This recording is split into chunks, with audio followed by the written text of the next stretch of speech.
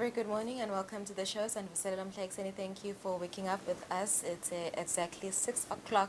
Tama ubusinkethe kuvukana silo Mhlekiseni linvuselako ngulungelele makakula nimnguni lapha eceleni shumi nakubili.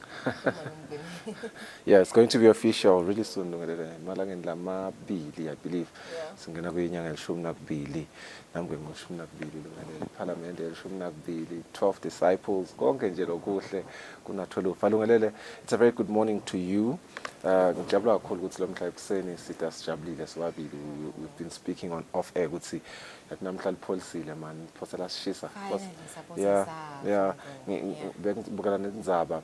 Ngizathele emsakato nelisiweni langamandla ibenako ukukhathateka nje kenzatheli nayo yahamba yayobuka ukuthi engabe balimi batawulima bathini ngoba nanabo phela bakhathateka naselishisa kanengi sizasola ukuthi kutabo heat wave, so it was quite relieving nakhona to learn ukuthi sitawutitfola timvula lamhlanje kubhekeke 100% rain according to abantu bakamet.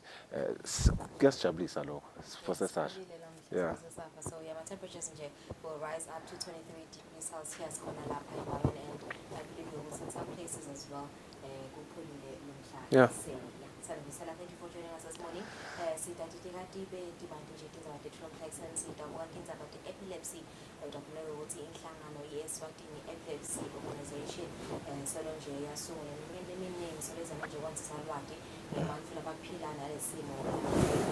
and according to the World Health Organization, around 50 million people worldwide have epilepsy, making it one of the most common neurological diseases globally. As in WHO, nearly 80% of people with epilepsy live in low and middle income countries, and it is also estimated that up to 70% of these people living with epilepsy could live seizure-free if properly diagnosed and treated. So says the Sabspontana, Director Operations wa Eswatini Eswatini Epilepsy Organization. Yeah, but nje singakaqhubeki nato kakhulu lungelele asisibahlole market masinyane kwa sifuna kulungisa.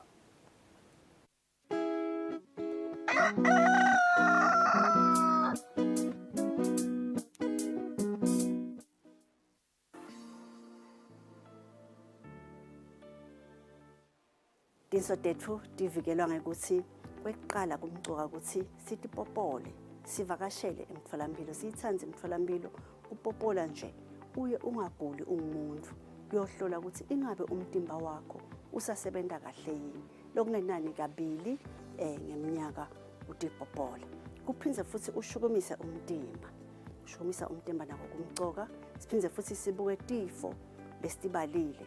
Once watholakala ukuthi sonato letifo leti HIV, hypertension, shukela, diabetes mellitus, nako lokho wabanako vakashela emtholampilo landzelela kubodokotela ukuthi bathi delaphe kanjani kutawusita ukuthi ugcine uvikele kutholakala ukuthi tinso takho setilimele nempilo ke kutiphatha nje nako kumcoka ngoba ukhanza ukuthi bantfu bayathanza ukuthi bese batifaka etitsakamiveni ekusebenziseni titsakamiva lokufaka ekhathi tshwala namagwayi donke tinhlobo tetitsakamiva so kumcuka ukuthi ungumuntu utipopole emtholampilo kuvikela tinso takho.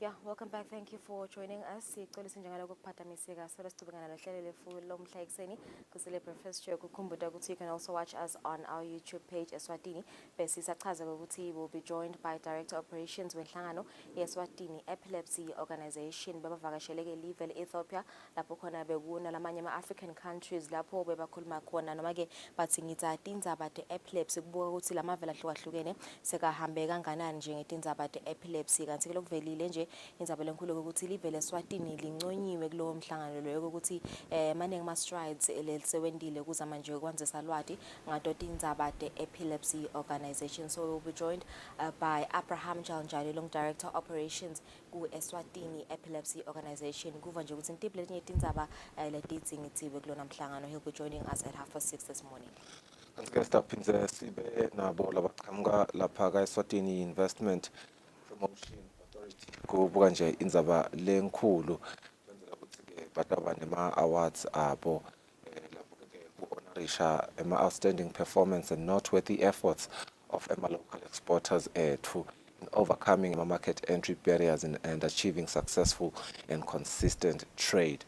The Eswatini Investment Promotion Authority will have the Eswatini Exporter Awards emnyaka wa 2023 mhlaka 14 December 2023 bakhokhile ke press release lechaze kabandi lama awards atawukhabarisha i-trade leqale mhlaka April ngenyanga ya April 2022 enyangeni ya March 2023 export activity referisha to ama products la exportwe from Eswatini to any market across the world. The external trade manager at APA will join us on the second half of the second hour of our program today to highlight the key role that exports trade plays in the country's economic development. All right, yeah, stay with us Mbugeli at this moment. Let's assess Mbugeli tamba mbili kuma pepanzaba 84.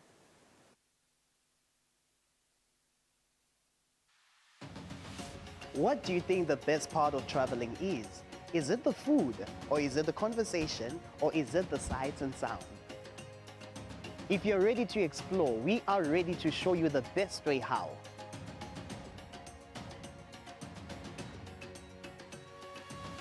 We'll give you access to the best luxury getaway sites in the Kingdom of Eswatini, and of course show you vacation sites that suit your budget, because you do not need a lot of money to actually have a great time.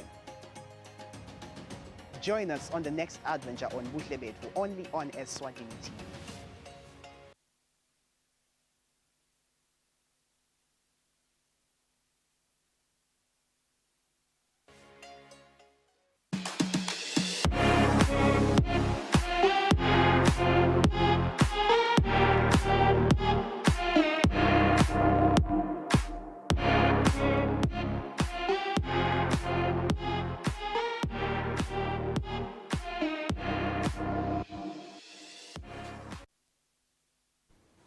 Welcome back. Asibuke mapepanzaba lahamba imbili nomhla ekseni sibuka tihloko zakuqala nge-Times of Eswatini. Masikena sibuka lethamba imbili ku-Times of Eswatini. Cops destroyed Dagga with over 12 million emalangeni kwendeke logo lapha embabane. Kanti sibuka letinye thamba imbili. Married female civil servants outcry over surnames change. They blame the Ministry of Public Works for giving them husbands' surnames without their consent. Kanti kuletinye thamba imbili. Embrace transgender pupils ngokusho kwabo thishela basho ku-SNAT enhlanganweni yaka-SNAT. Kanti kuletinye thamba imbili. 6 GBV cases in one day. Kuletinye thamba imbili. 2.2 million emalangeni unrest claim dispute. The Prime Minister has been taken to court. Kutemidlalo Times of Eswatini lomuhla ekuseni kungilesithathu. Glimmer of hope for country's football as CAF boost for Eswatini's best club. Continental body to launch clubs association. Poorly ranked Eswatini to choose most successful side. Membership comes with financial benefits, among others. Or another one, France down Mali to reach World Cup final. France iwineke ngemagoli lamabili kulinye against Mali kuteke ifike ku final ye World Cup. It's D-Day for Manchester United. It's D-Day for Manchester United's UEFA Champions League hopes. Kanzige ngasibuya lapha ekhaya, swimming sensation Luca Fraser 24,000 emalangeni richer. He has made the country proud indeed. He is seen there on that photo with Kendra McNamara, who is on his left, who left a mark at the 8th Africa Aquatic Zone 3 Championships in Kigali, Rwanda. As for Eswatini Observer, your leading headlines: parents at St. Francis protest added costs. Kulenyele hamba imbili, state must regulate media. Ngekusho MP, former journalist, says media has failed to self-regulate for over 20 years. MP being mischievous now that he's on the other side. Ngekusho editors forum. Landlord admits drinking, attacking tenants. Kansuletin Hamaimbili TLC survives drugs shortage challenge, and missing toddler found alive after 48 hours. Kuma Sports, yellow card rule comes to play as 11 players have been suspended. Madlenya will be without 4 key players. Swallows to miss Nelly Swataiga Dlamini, and Captain Makaukau is out for Pirates. Sibonake nasisithombe nathi tithombe abadlali bebhola lesekungibukela aba suspended nge-yellow card. The total yabo bang 11, and they will be not available for their respective teams over the weekend as they have been nabbed by the infamous yellow card rule. On another one, EFA is to decide Dominic's future after Lata's own report. The nation might wait a bit longer to know the fate of Sihlangu head coach Dominic Gunene, as the EFA says only performance reports from the same coach will pave the way. Birds Wesleyans clash at Mavuso. Log leaders Mbabane Swallows will face off with Hub Giants Manzini Wanderers during an MTN Premier League double header to be played at Mavuso Sports Centre on Saturday. All right, so that's for Eswatini Daily News this morning. Autism Eswatini's ambitious village project. Autism Eswatini says the organization will soon be constructing a village for autistic people and their families. Bulletin at Hamba Saudi Arabia wins World Expo 2030 rights, and the rising accident rate is a threat to economic stability. Kutemidlalo, it's no salaries for 3 months at Sundowns. Dwindling performances in the MTN Premier League attributed to 3 months of unpaid salaries for the players for the Hub side. It's a sad one. Kanzike Mozambique move on the radar for Gwake Twala, and then Double SU downs Veer for top spot in Tswane Derby. Right, it's 13 minutes after 6. Tabahlete mangete Spain it in Zavate Swati.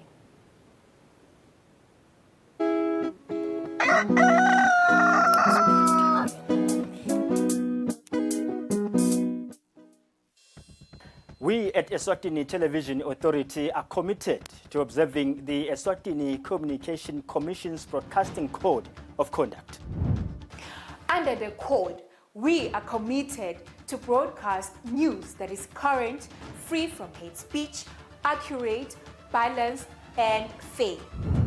From politics to business, health, agriculture, courts, and global news, we bring you the latest updates as they happen, when they happen. We cover all the sporting codes from the football pitch to the chessboards. This is Eswatini TV News.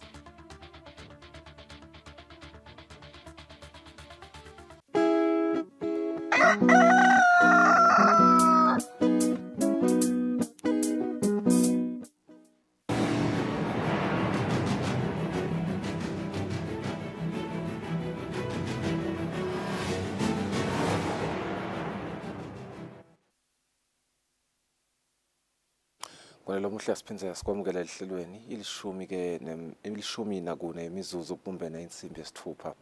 Asibuke natindzaba lapha ekhaya. Litiko letekulima lithi njengoba selihle lishisa kakhulu, balimi laba sengakahlanyeli kakhulu umbila abathenga inhlanyelo letawushesha ivuthwe.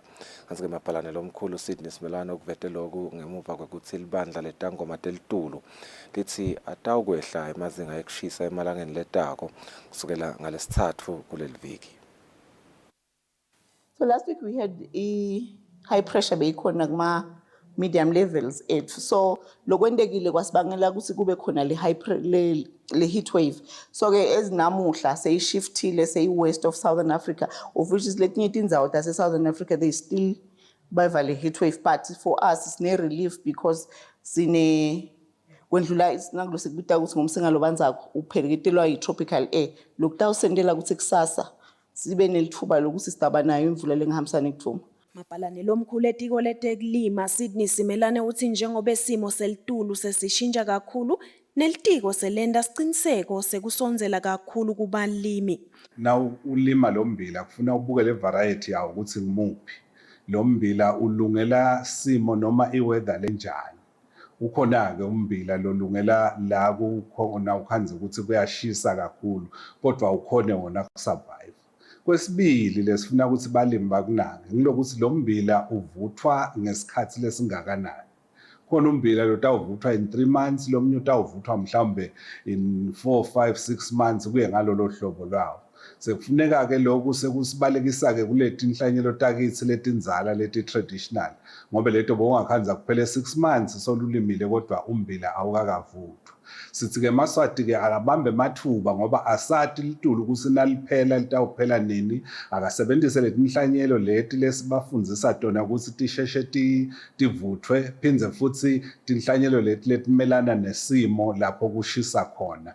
Umcondzisi wenhlangano yebalimi kuleli Eswatini Agricultural Union lwazimamba lesikhulumisane naye ngelucingo ukuthi balimi bese banako ukuphaphuleka njengoba emazinga ekushisa abese yakhule kakhulu. Uthi nabo basicaphele isimo selitulu ukuthi bate ukhona kweluleka kahle balimi. Etindzabeni Eswatini TV kubika Nelson Wendlangamandla nginampendulo Gumbi kanye navuma inkosi inzinisa embabane. So ngenela ngelesibili umhlangano lomkhulu wetishayamthetho loqhutshwa eParliament. Mapalane weParliament Benedict Xaba uthi emalunga bekancanziswa ke ngemthetho bekancwadziswa ngemthetho sekelo nangendlela yokusebenza kwetingundla. IParliament yelive ngalesibili ngenela ngelesibili lengcungcuthela emhlangano yokufundzisa tishayamthetho lokudindlu etimbili teParliament netindvuna tembuso ngekusebenza kweParliament. Mapalane weParliament Benedict Xaba uchaza ngengcikithi yalelanga lesibili. Uma indlu ingayitholi induction kunako lokuthi indlu ingahijackeka lula nekuthi angibekise nje ukuthi sidale kuma standing orders. Kufuneka ilunga lati ukuthi lokhu ku in line ne procedure ne practice yeParliament futhi kukhona kuma standing orders. Lamhla bahlonishwa bakhanyiselekile baconza ukuthi kude labo okwenda abakuguqule lokungekho constitution. Kufuneka kulandzelwe yona iconstitution uma umhlonisha nekukhuluma lokuthita noma iconstitution kufuneka icolo akalethe leyo motion umhlonishwa sihambe kahle. Lo bekasishaya mthetho Mathendele Dlamini ukhuthate emalunga ukuthi awadi futhi atitayete umthetho sisekelo welive. This is the constitution of the kingdom of Eswatini. Now utele ncwadzi le vele utawulahleka ngoba emavesi onke ala kumthetho sisekelo. Section 79 uthi Swaziland or Eswatini shall be a democratic tingundla system with the devolution of power and services to the grassroots level. Ingweti yetemthetho Sifiso Khumalo ufundise emalunga ngetigaba letahlukene temthetho losakhankanywa losendlini. Kukhona sigaba lesibita ngokuthi first reading. Siyifunza kwecala lebill.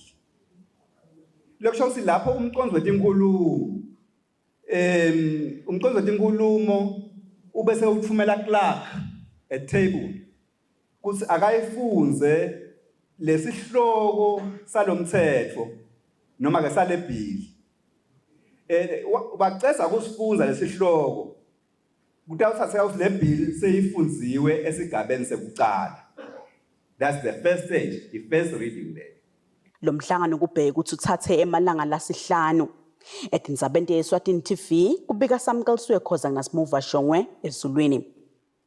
Umcondzisi welibandla lelibuke kongiwa kwemvelo gcina dladla uthi uma live lidzinga ke uthi live liyakudzinga kuqinisa inhlelo tekwakha netekuthuthukisa umnotfo ngekugcinwa nekulondvolozwa kwetibi.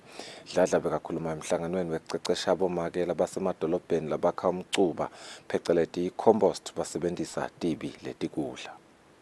Litiko letindlu nokuthuthukiswa kwamadolobha nelibandla lelibuke kongiwa kwemvelo ngekubanjiswa inhlangano yakamhlaba yetentuthuko i-United Nations Development Program UNDP libambe umhlangano wesikolo kucecesha kutebhizinisi bomake labahlala emadolobheni elive labakha umcuba ngetibi letikudla pheceleti compost.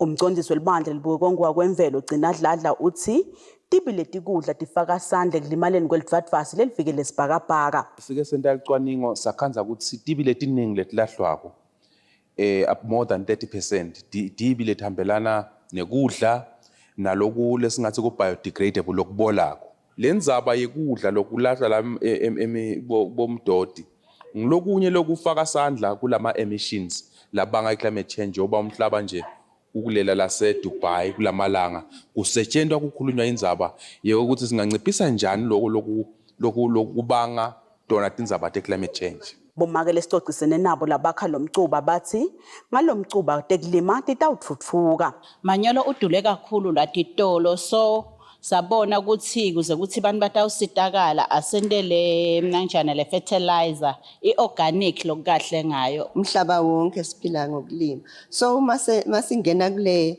business lena sikhanze ukuthi ibusiness le ingasustaina ngisho netitukulwana. Labo make batawuphinze besekele nangetindvo tekutivikela basenda umsebenzi wabo. Etindzabeni Eswatini TV kubika Samkelsuye Khoza nginasimuva Shongwe eSulwini. Litiko letemfundvo libuka indlela yokuthi yini lengentiwa kutetikolo tichubeke titfole kudla. Kanti lobukete kudla kuleli tiko Thobile Gametsa uthi uhulumende ubene matima kuniketa tikolo kudla ngemuva kwekuphetfuka kwemkhuhlane COVID-19. Ngakho-ke bahlanganise tinhlangothi letahlukene kuphuma netisombululo. Usicale namuhla siyagcina ngalesine sihamba netigotsi kepha kulomnyaka lotako sasiba nemicimbi lomkhulu. Ke iteam yale umhlangano wethu uthi building back better, everyone has a role to play. Lokusho ukuthi sifuna kwakha kabusha kangcono and wonke unenzima lokufuna ayidlale endzabeni yokondleka kwabantwana etikolweni. Badali bathi hulumende kufanele esekelwe asaniketa abamfana kudla etikolweni. Sesibukile nje sina hulumende nakangasilekelela lemakhaya sineme masime esikolweni tindzawo tinkulu. Nakungathiwe nje kutholakala tigulumba. Siyakhona kugagabula umhlabathi sibuye sibadale silime. Ayibuye esiveni. Seboshifu tikolo tithole indzawo yokulima. Lapho kunemanti khona kulinywe bantwana bathole kudla lokutawusaplimenta lokulethwa nguhulumende ngoba vele uhulumende soyasokola ekumalini. Itiko lithi bamfana labatfola kudla balinganiselwa ku 340,000 kuleli etikolweni leting 874. Etindzabeni Eswatini TV kubika Nelson Dlangamandla nginavuma inkosi Nzinisa kaManzini. Inkampani yahulumende ya petrol Eswatini National Petroleum Company seyinikele imali letinkulungwane letingemashumi temalangeni enhlanganweni lebuke tindzaba tesimo se-autism.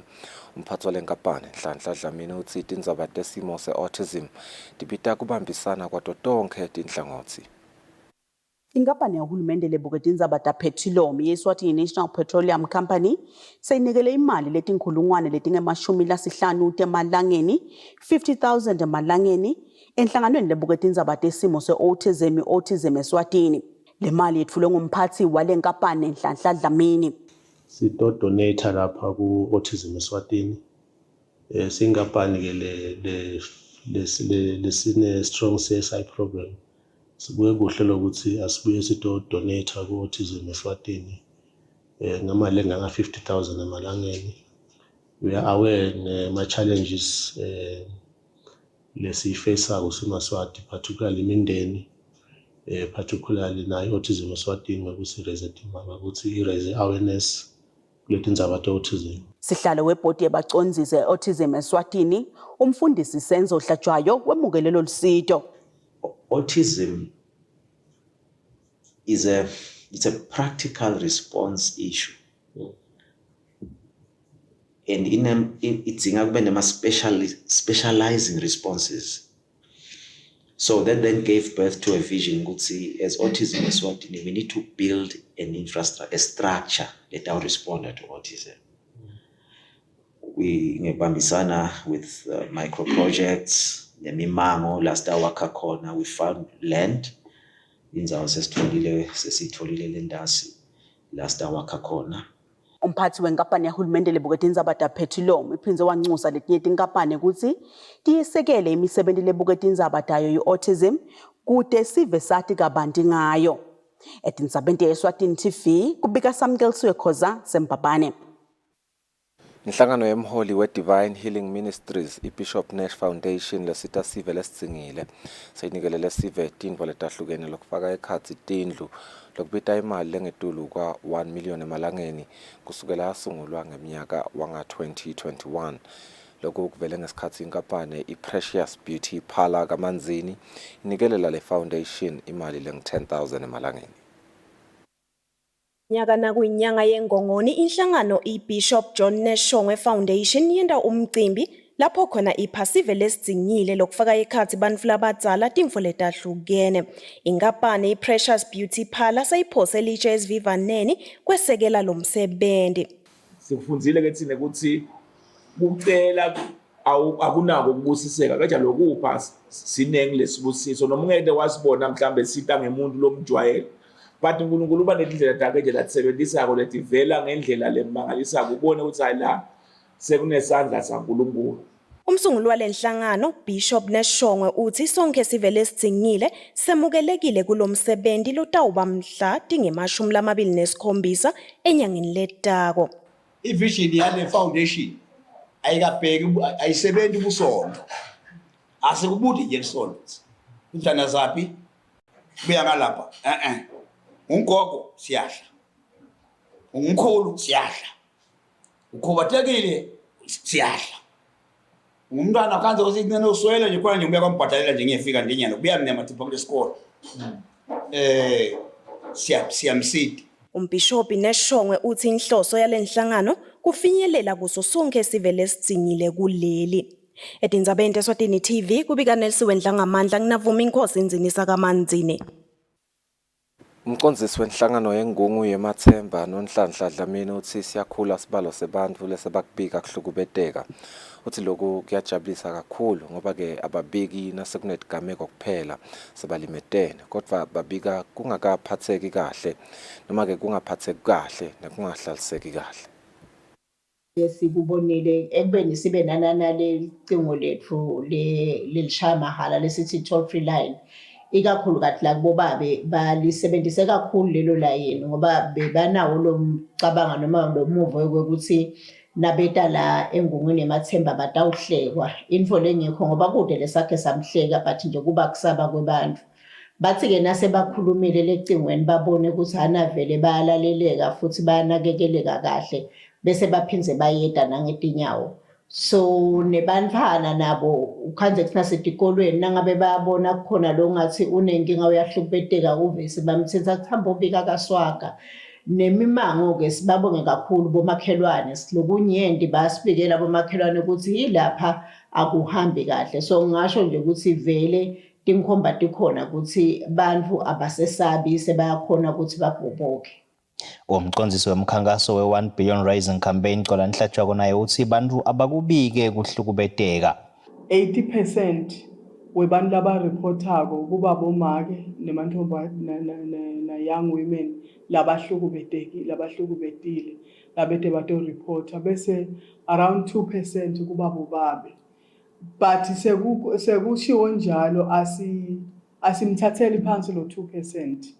Ukuthi uphumile watokhuluma wato-reporter. Imikhankaso netimfundiso letichutshwa tinhlangano letilwa nekuhlukubetana lephayiveni nguyona-ke isita ekuvuleni bantfu tingcondo ekukhulumeni ngekuhlukubeteka. Kubika Giyani Msibi ngikaManzini. Amaphoyisa ashise insangu lengabita ngetulu kwetigidzi letintsatfu futhi emalangeni ngensengo yasetitaladini yesifundzeni sakaHhohho ngalesibili. Manje wasespeak bekayingcenye yale bebakhona makushiswa lensangu. Amaphoyisa ashise insangu leshaya 5,322.132 esikalini espeak ngalesibili. Lena insangu leshisiwe nguleyo yesifundza sakaHhohho. Ngenzengo yasesitaladini ibita imali lengu-3,193,000 wamalangeni. Sibonelo Dlamini longumanje espeak bekayingcenye yalo msebenzi wekushisa lesitsakamiva. Esingakusho Maswati lamahle kwekuthi insangu eveni ayivumeleki nje inetingcinamba letiningi kakhulu. Tingcinamba letinye sikhanza kwekuthi namuhla silahlekelwe tihlobo, sikhanza namhla ukuthi bantu bayabulalana ngenxa yalesidakamisa lesi. Lokunye lesikhanza kokuthi sesinema cases lapho khona sikhanza kokuthi labanye, especially the youth, sebadevelopa tifo letitsite lefana nabo mental capacity yabo ayisasikole kahle. Lokhanza kokuthi ngalesinye isikhathi nabethathe letidzakamisa benta emacala lamaningi. So kunemacala lahambisana naletidzakamisa etinkantolo tetfu nyalo. Emaphoyisa akachubekile nalo msebenzi nakuletinye tifundza njengoba leshisiwe seyiyonke iyenca ku12 million emalangeni, kanzi-ke ibita 7 million emalangeni na 271 ngensengo yasesitalatini. Etindzabeni kubeka Giyani Msibi kanti ithombe tiqhamuka emaphoyiseni elihlangosini lwetekuchumana.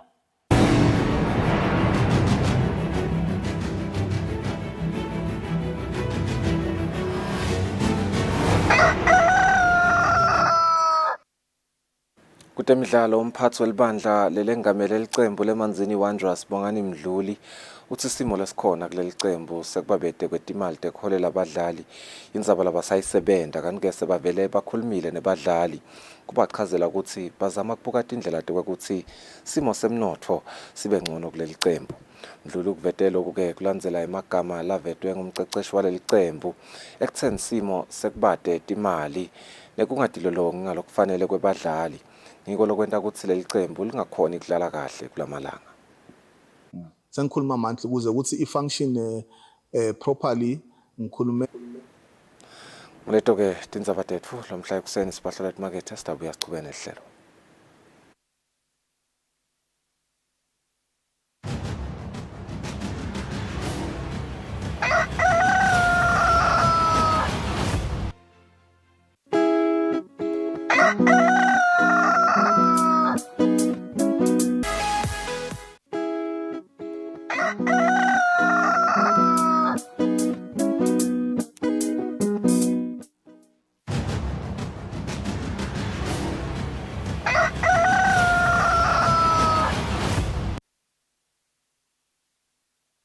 Sirimgelesa kuselana olosanza kusivulela as mentioned earlier ukuthi sitaba sideka tindzaba te epilepsy.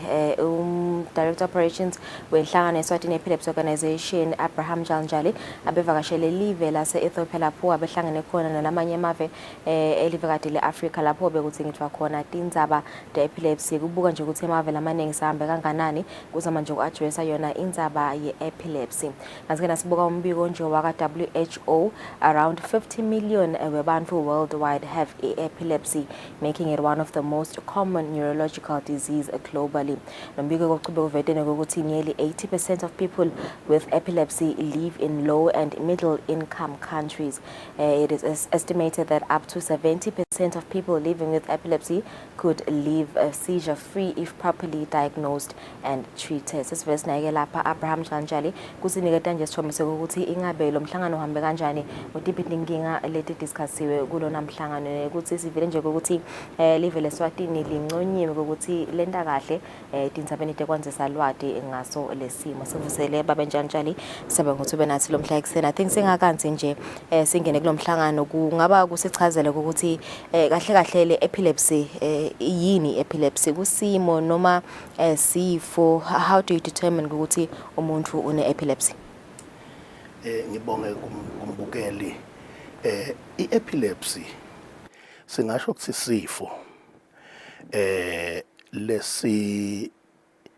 lesendika ngendlela ukuthi kube khona kuthintheka lokhona ebucosheni.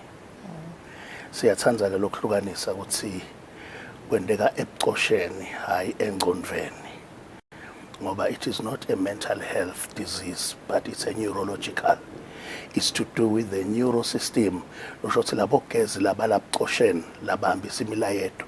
is a time ngetizathuletitsite la bangadistebheka khona mhlawumbe kunelihlwili lelikhona ebucosheni mhlawumbe kunakhona lapha inhloko isesemandi yacinzetheleka khona mhlawumbe waba nengodi kwaba khona lokho kuthintheka bese ke ngesikhathi kuhamba lemilayeto bese seyiyavimbeka ayisahambi ngalendlela kuleso sikhashana leso ke kuba ngilesikhathi lapha kuyendeka uwe noma ungabuka ndzawonye kulahleke lo mlayito ukuthi kwendakalani leso sikhathi, and that is what we call a seizure nguloko i-epilepsy.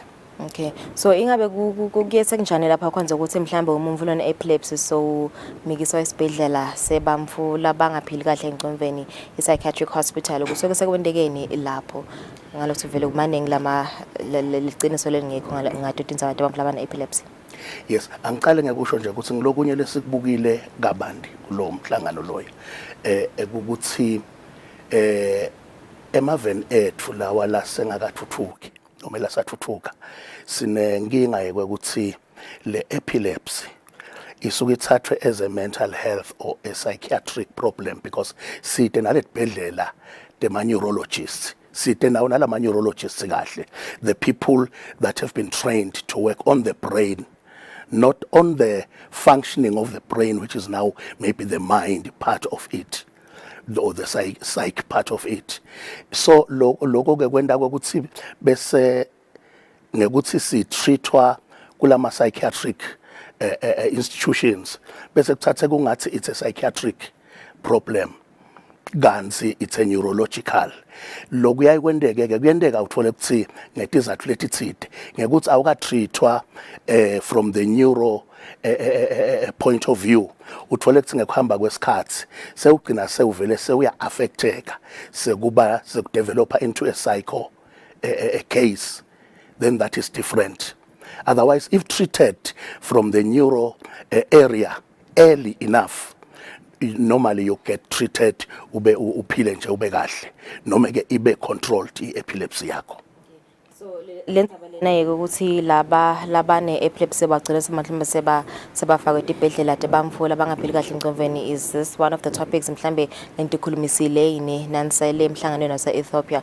Ingabe vele lamanye emave wona aveta kuthini sikanjani mhlambe simo kulawo mave lawo nitikhulumile indaba lethu?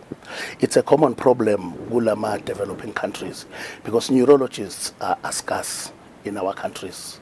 So vele sigcina sonke sesibalekele ngale ka psychiatry and lokunye lesikubukile ukuthi kunesizathu sokuthi ku investwe into this neurological expertise in our countries because noma nje ungayanyalwe etikolweni ubude bantfana umbela bafuna kuye kuma universities ukuthi ukhona lokucabanga ngekuthi abe neurologist even if ayoba ngidokotela lobanye batakuthi athi yini bona lokho. So there is a need to raise awareness even in that education space kuze sitoba nawo lama neurologists ikakhulukazi ngoba the more siba nebantu labanga treatwa ku epilepsy ngalendlela lokumele ukuthi ba treatwe ngayo, the more tindleko tekuba nakekela tikhula tisikhulela singemave ikakhulukazi ngoba emaphilisi ngasikhathi sekutreatwa le epilepsy ayadula kakhulu. Thina nje la emaveni ethu we know ukuthi kunebantu that spend during COVID because ngila ku manifest khona lokunengi that was spending over 3,000 a month on medication per person. Yet in developing countries but umuntu uya treatwa per year for $6, which is less than 100 emalangeni the whole year. So it's like it's 100 emalangeni versus 36,000. Winza balenkulu kade ukuthi vele naso so comparison letimali vele ngalana vele yini ngakhulu. So nasingena nje kulomhlangano nje babe njalo kuva lokuthi ngabe yinetinye tinkinga lentikhulumile zathi lokuthi vele lama low income countries wona vele abhekene netinkinga letiningi njengoba sovetile nje inzaba nje medicine ukuthi la Eswatini yiningi lemali kulamanye emave ukhanza ukuthi bakhokha ba $6. Ngitipike letinye tinkinga mhlambe nje lentikhulumisile sivele nakhona ukuthi Eswatini was commended ukuthi selihamba umgamo lomude in the fight against epilepsy naloku ungazivetela ukuthi yini kahle kahle thina lena lenhle lesiyendile Eswatini. Yes, angicale ngaleyo kusijabulisile kakhulu ukuthi emave anake ngoba nomhlangano lo bengumhlangano lomkhulu weAfrica organized by International Bureau for Epilepsy so bekungasuye Africa kuphela bekade even ne-executive yaka IBE besikhathi sinayo besinabo bodokotela labasembili kakhulu ema-neurologists sinabo baka Center for Disease Control Africa sinabo baka EU sinaye WHO and a number of other stakeholders la ku high level so kunakekile ukuthi la seSwatini libe live lelibonakala ukuthi liperforma ngcono asisho ukuthi sesikahle but nase comparison nalamanye especially in terms of kusebenzisana kwethu nahulumende nalama development partners utawukhumbula ukuthi ngalokusebenzisana kwethu kahle ngilolodwa live leAfrica lela participate with the other 13 countries of the world le naku draft the very first global action plan on epilepsy lelegcine sekuthiwa i-intersectoral global action plan on epilepsy and other neurological disorders lephasiswe last year we're the only African country lelaba sekhathi kusaqalwa kusesengenalutho why kwendeke lokho it's because WHO country office was with us Minister of Health siyabonga kakhulu Minister of Health ngilomunye lokhombisile and uyanakwa internationally ukuthi uyasibambisa and you will remember ukuthi just between last year and this year sibene ama trainings all over the country si trainer bodokotela nabonesi on epilepsy on difficult topics epilepsy even including resuscitation ngesikhathi lo muntu sasesigabeni sekuthi sangafa noma enginini noma sangalahlekelwa impilo yakhe noma enginini iTaiwan yasilethela bodokotela bo professor from Taipei University Hospital but was trained la 249 healthcare specialists in our country so konke lokho bakubukile ukuthi lokuthi sisebenzisana songana thina kuyasenda ukuthi letinye tinfo sithuke sihamba embili so it's one thing laba inoticile and bas commenda for that to a point that it's in nje ku naseku moderator were given ukuthi akube ngesilesi moderator tinzaba tema interlinkages among development partners. Okay, that's great news indeed. I think lokonye nje ngotfolile nje baba njalo mhlambe ngisafunza ngaso lesifo ukuthi I think senibonile nibambisene nelitiko latasekhaya lasisolo sibuka nje umsebenzi lemihlele nendango ngeSwatini Epilepsy Organization nibambisene nelitiko niyaphuma nambe novakashela tenkundla nizame ukuthola laba mhlambe laba ne-epilepsy kumbe ngasichazela nje ngalo umsebenzi lo ukuthi yini lenitfola ko vile athi laba findings enu nisavakashela tenkundla ngomsebenzi lomkhulu lowo lesiusukele siyinhlangano lesikutholile sisaqhubeka sasebenza sikhanziwe ukuthi baningi bamfu labane epilepsy and other neurological disorders ngoba nasikhuluma ama neurological disorders sifaka bo autism sifaka bo stroke sifaka yonke letifo leti tsintsana nebuchopho bese umuntu sewuba nebulukhuni bekuphila because of that now liningi labo sithole ukuthi bede certificate nje bete ma IDs and what does that mean that means our exist bama bala even that means angekukhone kuba included in the financial system of the country you can access education you can even access ema social grants la provide uhulumende so siphumile ke kwaba ngithi kwaba i-home affairs kwaba i-DPM's office Department of Social Welfare lapha siyachubeka nako lokho nanyalo siyaphuma siyofuna bantu labana lesimo letimo lesikhuluma ngato labangenawo certificate ungamangala ukuthi in 4 days 4 wetinkhundla I think isiye ehukweni Mafutseni Lamgabi and Ndondozi nakhona besingayicoverish yonke lenkundla kahle but we registered 49 of them 49 and you can imagine banganani lokubhlungu ke the bad side of it ukuthi eMaswati lamanyendi kunetinfo la kasengakade naki uthola ukuthi in the entire family everybody has those documents ngilona kuphela lode nase siyababuta why abebete lo certificate abebete ID bathi utayitsingelana which means ufuneka benalo nelicingo ngoba licingo lifuna ukuthi simkhada iregister so this is what we are trying to do to improve the inclusion because the stigma that we are talking about the conference there we're talking about is stamping out stigma le stigma tinengi leti ngoni letibanga le stigma lokufaka ikhathi bona nje naku lesikhuluma ngakwecaleni kwekuthi lokuthi vele nangiyotreatwa mina ngitreatwa lapha utreatwa abantu laba ne-mental health mhlawumbe lesingathi baphambene ingcondo nasebenzisa ulimi lo singathi bheke eceleni kuyenda lokho ukuthi bese labanye bayesaba kuyakhona ngoba phela mina hayi ukuthi ngiphambene ingcondo kuba naleso sikhathi ngibe nale seizure enayiphela le seizure even if ibe 1 minute or 30 seconds I'm just normal. The next time ngidaba nalenkinga it's only nangiphindze ngiba nalenye seizure otherwise ngiphelele nje kude lengubonako labangakuboni labanye abantu which means there is no psychosis in me. So ke ngiso le stigma lezamathi ke kasiphume ababakhiphe ababalethe sikhona sitobabhalisa lokho siphume simatiko siphelele kanje sendela ukuthi kukhona kuyivarisheka lemithetho siyambonga nje uhulumende konke lokho lokukhombisa ukuthi sibambisene le mithetho siyathi ukuthi umuntu ubhaliswa ngunina noma bekhabonina that side. So nasesile uthola ukuthi bafa bonke lo social welfare ufika athathe statement akhulume nendlunkulu akhulume nabo makhelwane abhale umlandvo lo tawu attachwa u replace lesidzingo lesizingwa kulomthetho. So live lethu liyakhona kubambisana kuloko lothola ukuthi lamanye amave basingake fiki lapho. Ingabe thine-ke babentshantsha I think uvedile nje ukuthi we one of the few African countries la sesikhona nakwakhiwa loluhlaka lokusebenza mhlambe kwawe emave ngendzabeni epilepsy. Ingabe thine lapha ekhaya eSwatini sasambe kanganani nje ekwakhiweni kwe-National Epilepsy Plan noma ke ne-National Coordinating Mechanism?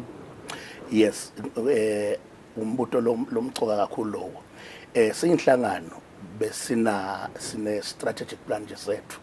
But after this conference and after the endorsement of the intersectoral global action plan on epilepsy and other neurological disorders last year lebe attended with the Minister of Health Magelisi Nkosi lokunye lesibese sesiyakubuka reflecting on that ukuthi akwakhiwe national roadmaps latawu bese ayakhona ukuthi coordinate at regional level so that isitobambisana sonke lokusho ukuthi kafishane nyalo nje between now and 2025 kumele sibese sinayo i-roadmap yelive ngoba lokuthi sithi nasile kulomhlangano sibuke ukuthi aqalwe ngalama roadmaps mhlawumbe before singene kulabo national strategic plan on and all those things.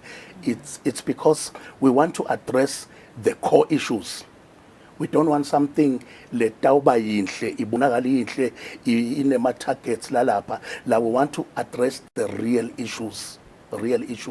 Kuna 10 objectives kule intersectoral global action plan. We want issues la tawukhulumisa ukuthi evidence based planning itawende kanjani njengoba nje side data kahle kangwane. We want to address those real issues. Sito wathi ukuthi bakuphi baphila njani inkinga yini lesi addressako lokutawenda lesimo sikuquke kulomuntu. Okay, nokuyavakala. So sisakhuluma nje ngebamfu labaphila nalesimo nalesifo nje babenjani lokhu besisolo sebona nje ukuthi kune hit kulamalanga ngabe bona aba affecta kanganani ngakhumbula ukuthi asisekhona nje abemahlalela kwakwaivete indaba yokuthi vele bamfu laba epileptic nakushisa kakhulu baba nema triggers nama seizures nakhona nakunelitulu baba nema triggers seizures ingabe vele mhlambe baphatheke kanjani ba affecta kanganani nje kulesimo selitulo esikhona kulamalanga.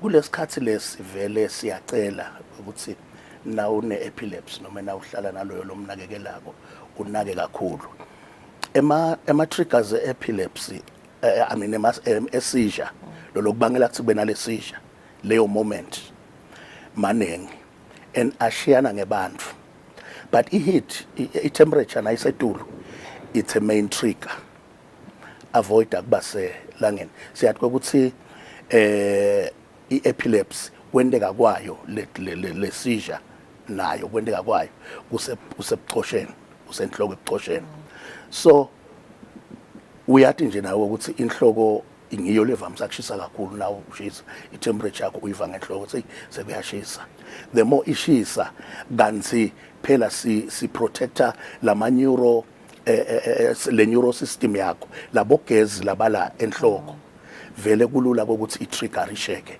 i-epilepsy. So avoid akubaselangeni nemandi emanti kasilimatele abantu abaningi in the country.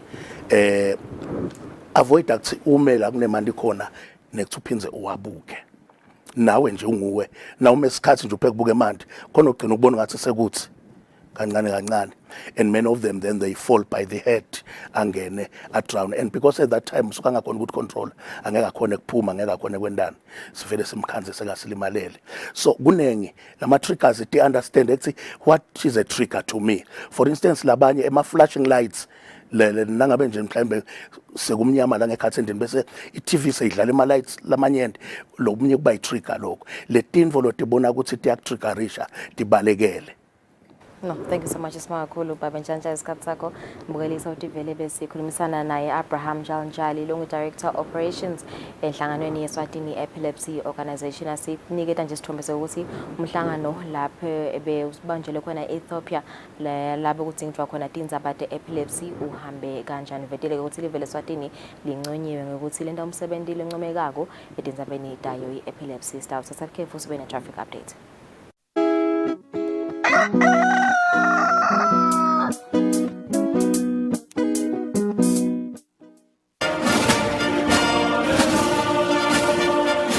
Do you remember the spinning thing? This is us. This picture represents what we did. We were there when coronavirus wreaked havoc in our population. Together with other stakeholders, we formed the first line, controlling the spread of the unknown and unseen enemy of the people. Anxious ourselves, we collected dead bodies countrywide. At the time when no one wanted to come near dead bodies of loved ones, we did care for our fellow citizens. Thank you, the people of Eswatini and teams of first responders.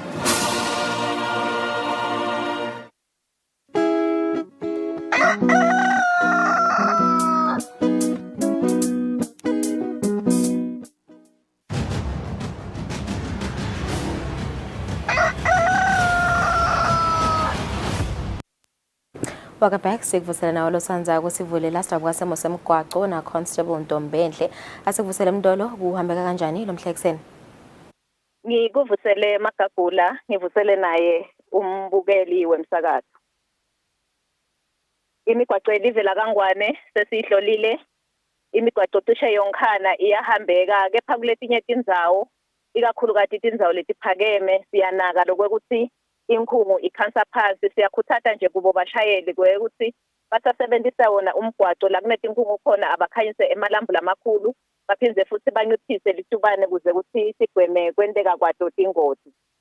Madolobha elive sesiwahlolile tibane temgwaqo tiyasebenza tonke kuwo onke lamadolobha kanye nemigwaqo lengenela kuwo lamadolobha iyahambeka kude lokungakanani lokuthinyabeza.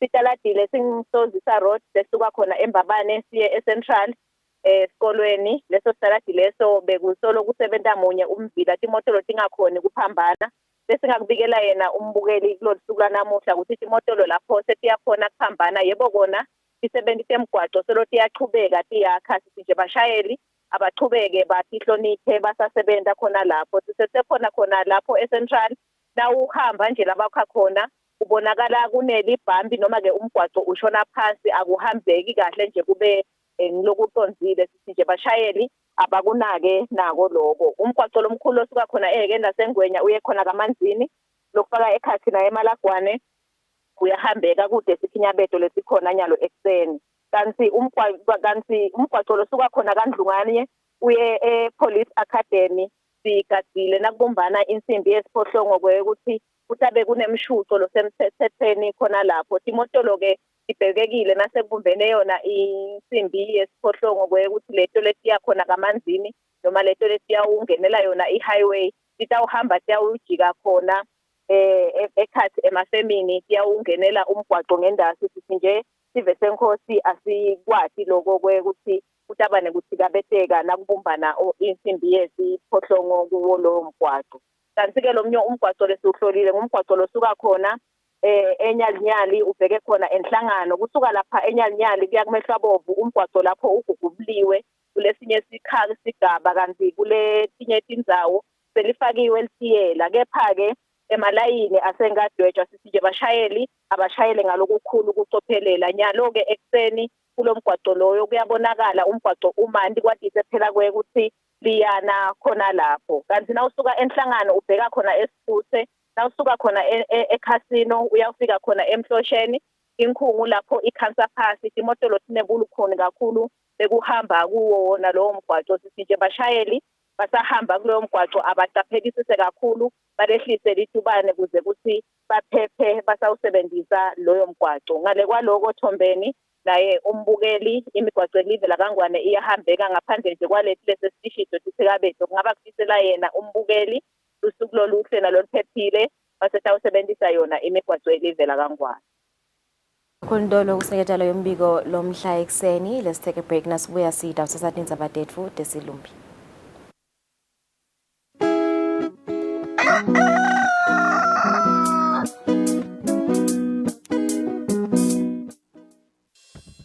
We at Eswatini Television Authority are committed to observing the Eswatini Communication Commission's Broadcasting Code of Conduct. Under the code, we are committed to broadcast news that is current, free from hate speech, accurate, balanced, and fair. From politics to business, health, agriculture, courts, and global news, we bring you the latest updates as they happen, when they happen. We cover all the sporting codes from the football pitch to the chessboards. This is Eswatini TV News.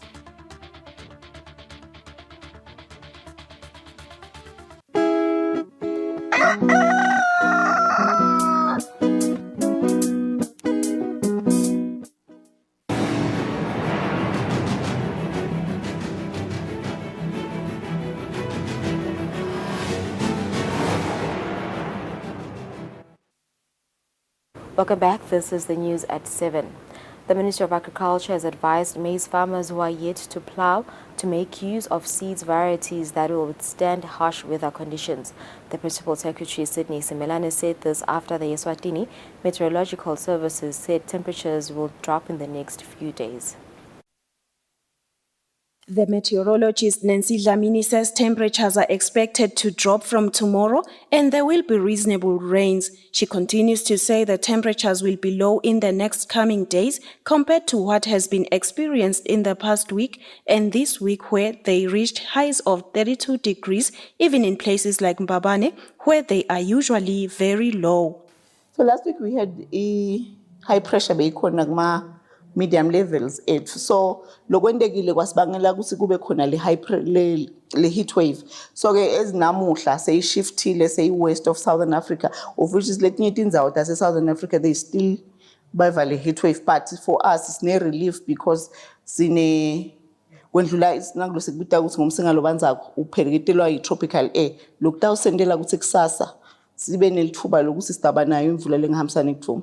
The Principal Secretary in the Ministry of Agriculture, Sydney Simelane, gives tips to farmers as weather patterns continue to be altered. Farmers are really encouraged to make use of the varieties that will take a short time to mature, varieties that will not require a lot of water so that they can survive even in the low field where it is very, very hot. So our extension officers are out there trying to help the communities to make the right choices as far as their seeds are concerned. Same thing applies to the companies that actually produce the seeds. It is very important for them to share their experiences with the public. You will realize that they have demonstration sites along the main roads where they actually grow their varieties to show that this one will withstand certain weather conditions. The Executive Director of Eswatini Agricultural Union, Lwazi Mamba, says farmers were worried about the high temperatures. He says they will also monitor the weather conditions, giving farmers timely updates. For Eswatini TV News, Nelson Dlangamandla, Mbendulo Kumbi and Vuminkosi Nzinisa Mbabane.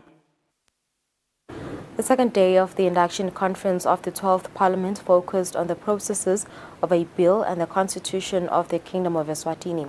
Clerk to Parliament Benedict Xaba said the constitution is the foundation of the country's legislative body. Tuesday marked the second day of the induction conference of the 12th Parliament of the Kingdom of Eswatini. Clerk to Parliament Benedict Xaba gave an overview of the day. They've learned about the constitution of the land, which is really the Bible of every member of parliament. So they must know each clause of the constitution like the Bible in the verse. So they were really lectured on the constitution, and it was really engaging in all the discussions. Also then the history of the Tingunda system. It was very important also that they learn about the history of the system and understand how Tingunda system works. Former legislator Matendele Dlamini shared with the parliamentarians the importance of the constitution of the Kingdom of Eswatini. This is the constitution of the Kingdom of Eswatini.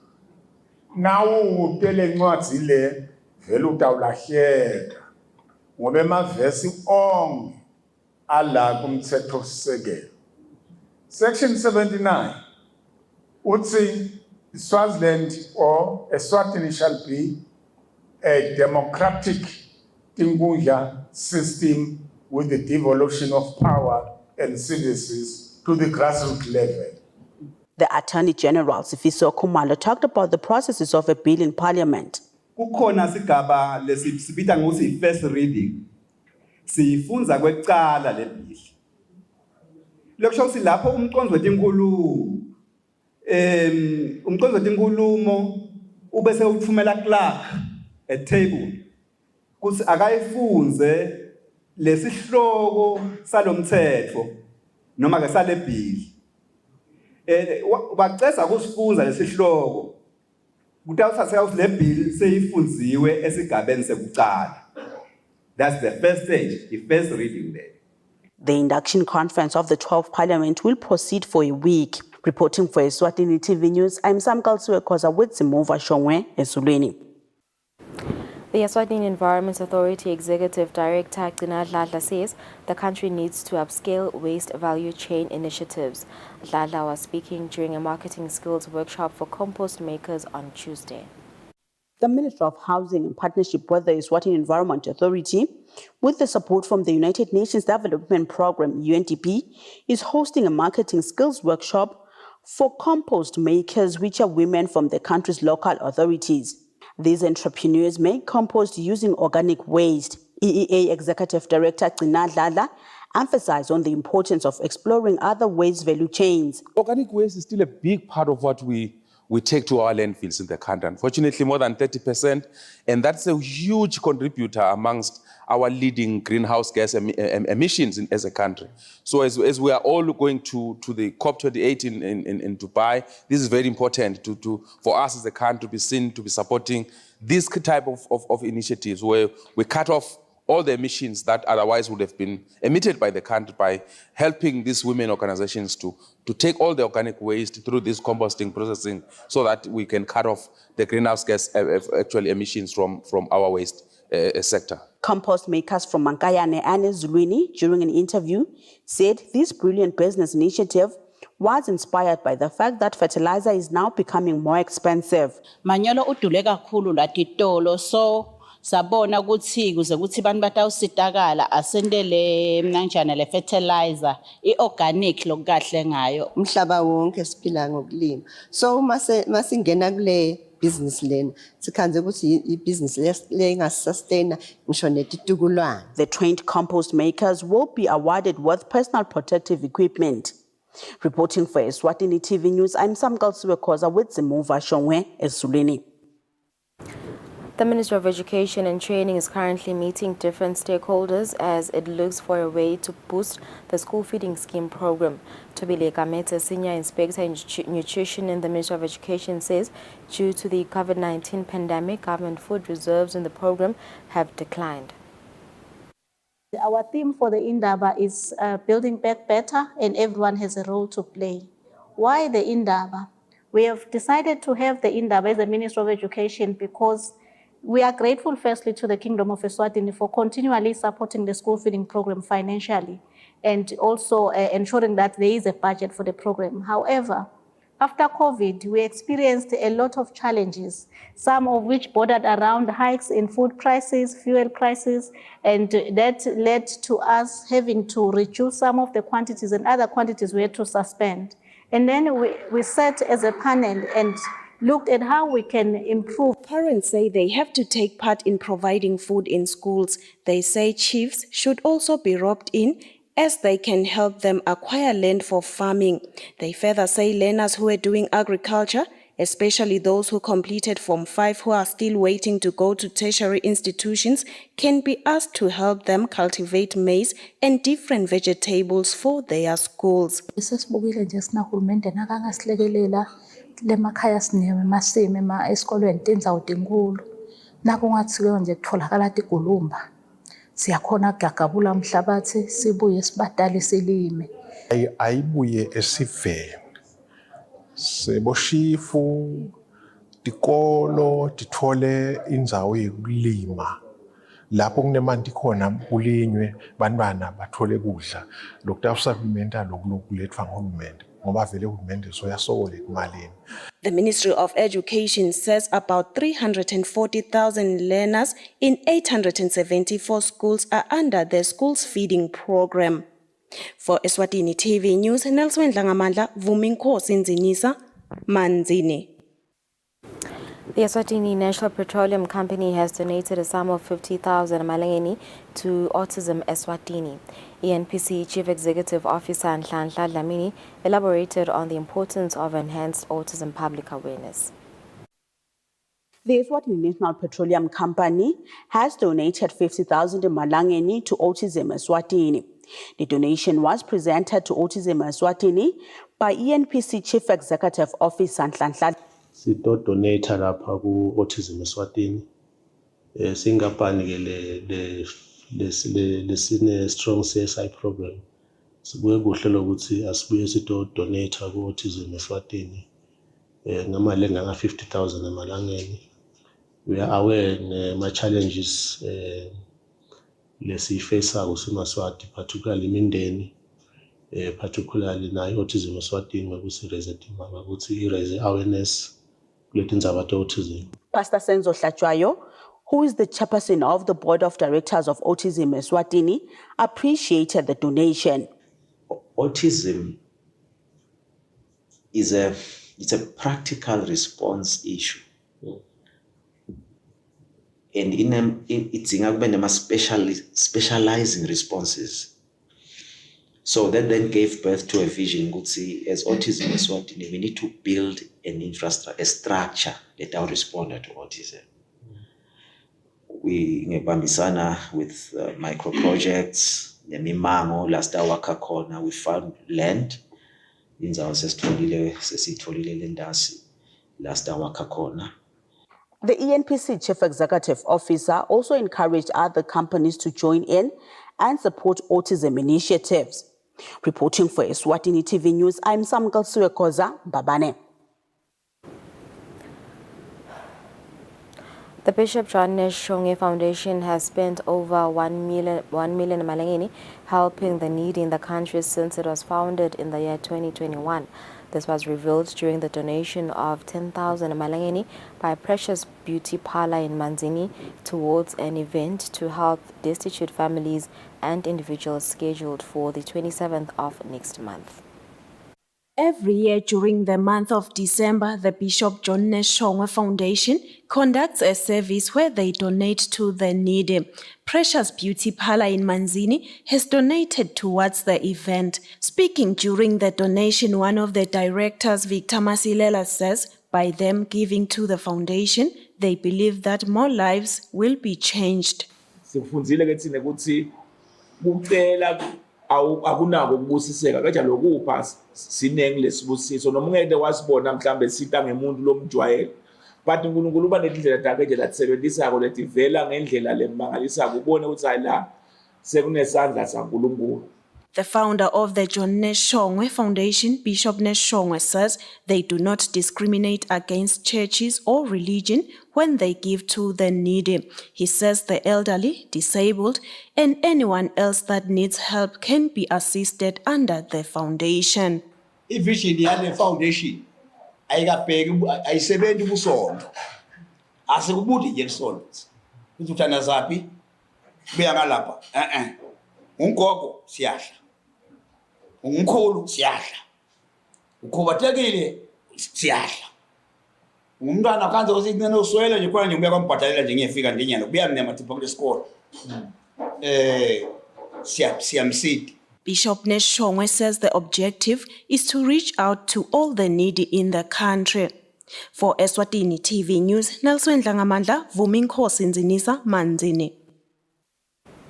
The director of the Eswatini Action Group Against Abuse, Nonhlanhla Dlamini, says they have seen an increase in the number of people reporting abuse, which is quite a good move to the right direction. Since we introduced our toll-free line post-COVID, we've actually seen more people reporting, especially men, because previously some of them were afraid to come off the offices, citing that we would probably laugh at them. And we've never laughed at any person reporting abuse within the organization. But after speaking to someone over the phone and being well received, they then have the courage to actually come to the office physically. So we're actually seeing quite a number of people that are reporting. The director of the 1 Billion Rising campaign, Koran Tlachwago, encourages people to report abuse. And from the cases, we recorded 80% were reported by women and young women, and around 2% is men. But we don't take it lightly that it's only 2% for men, because we realize that we appreciate those who are taking the courage to come up and speak out against any violence or any abuse that is happening in their lives. Partnerships between stakeholders in ending violence has helped in encouraging people to speak up on abuse. Reporting IMK and MCB, Manzini. The Royal Eswatini Police Service destroyed Daha from the whole region with over 3 million malangeni in street value price on Tuesday. The Pikespeak magistrate was also present during the exercise. The police destroyed Daha worth 3,193 malangeni 279 in street value price, weighing about 5,322.132 kg. Present during the destruction of the drug was Pikespeak Magistrate Sibonelo Dlamini. We have experienced quite a number of Daha cases in our jurisdiction and around the country. Daha remains a prohibited drug within the country, and we advise people, especially the youth, not to find themselves in contrary with the law. Daha, which is a potentially harmful drug, remains prohibited because it has a lot of effects to the society. We have seen a rise of brutal cases wherein people are fighting over the Daha. There are dealers who are engaged in this substance and they fight over these Daha dealings. The police force continued with the exercise in other regions as well. The amount combined from the 4 regions amounts to 12 million in Malangeni 118, with a street value price of 7 million in Malangeni 271. For Eswatini TV News, I'm Kian MCB. Visuals provided by the police service. Churches seem to be positioning themselves in the fight against gender-based violence, which is now rife in the country. Kazondago Chiefdom will hold its end-of-year convention this coming weekend, where they will be praying for the end of gender-based violence, amongst other issues. This was said by the chairman of pastors at Kazondago, Philemon Mkapi, in an interview with the news crew. So the theme of this service is the impact of the church in the community. As we know that the church is engulfed by domestic violences, and also the church is needed politically and also the social way of life. So this service is meant as we conclude the year.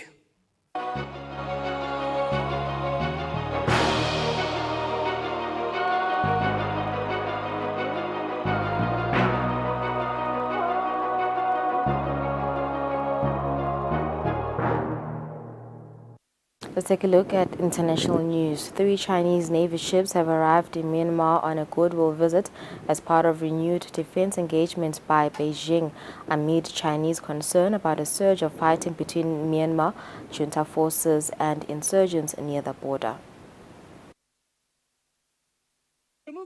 Civilians in the northeast of Myanmar scramble for cover. It's unclear when this video was filmed, but it shows people begging Chinese officials to let them across the border as they flee the fighting. Footage of these trucks on fire was filmed further north, but along the same border. The vehicles were carrying goods from China.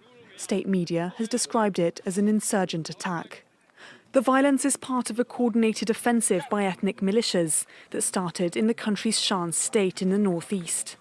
3 armed groups launched an operation on the 27th of October in an effort to overthrow the military junta, who since then has been losing strategic towns, military positions and vital trade routes in the region. But the rebellion has intensified in other parts of Myanmar too, in the north, west and southeast of the country, turning into the largest and most geographically spread escalation in clashes since the 2021 military coup.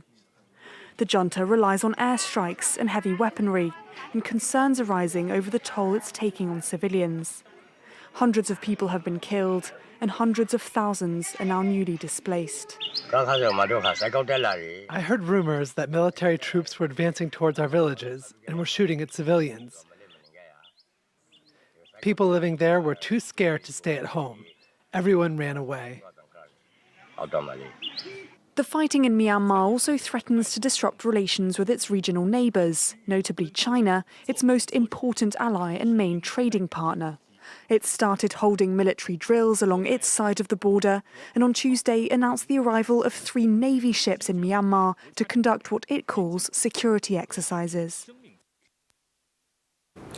A truce between Israel and Hamas will be extended by 2 days. Mediator Qatar said hours before the pause was due to end on Tuesday. The extension came as 11 more hostages were freed from Gaza and as another 33 Palestinian prisoners were released, the last exchange under the first deal. It would have been the final hours of a 4-day ceasefire before mediating country Qatar announced an extension.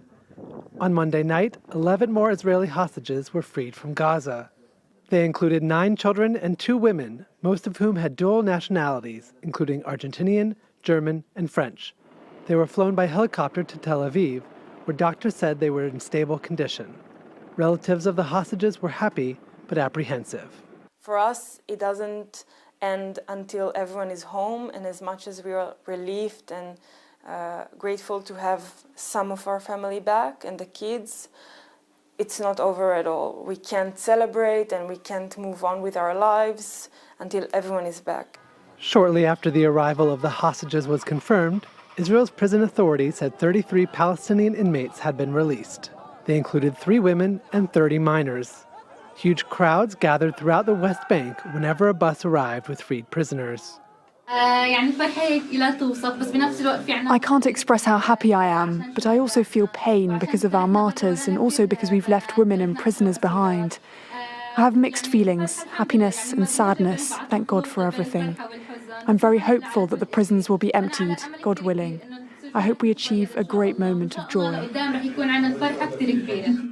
Under the 4-day truce deal, Hamas released 50 Israeli hostages in exchange for 150 Palestinian prisoners.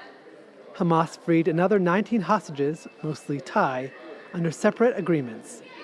Since Qatar has announced a 2-day extension, Hamas is expected to release another 20 women and children in exchange for 60 more Palestinian prisoners. Israel announced Tuesday that it has added 50 more female prisoners to its list of Palestinians for potential release.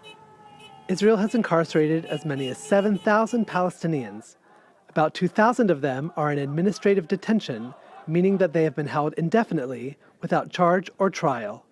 Hamas and other Gaza militant groups still hold up to 175 hostages taken during the October 7th incursion into Israel that killed 1,200 people. Businesses in Niger have been left struggling to stay afloat, with some traders resorting to smuggling amid economic sanctions placed on the country following a coup earlier this year. Niamey's traders have spent over 3 months struggling to keep their business afloat. That's meant working around sanctions brought in by regional group ECOWAS following July's military coup in Niger. ECOWAS is powerless. In other words, the border between Nigeria and Niger is out of control. On the other hand, in Benin, using the river to transport goods is risky. This week, canoes carrying merchandise sank.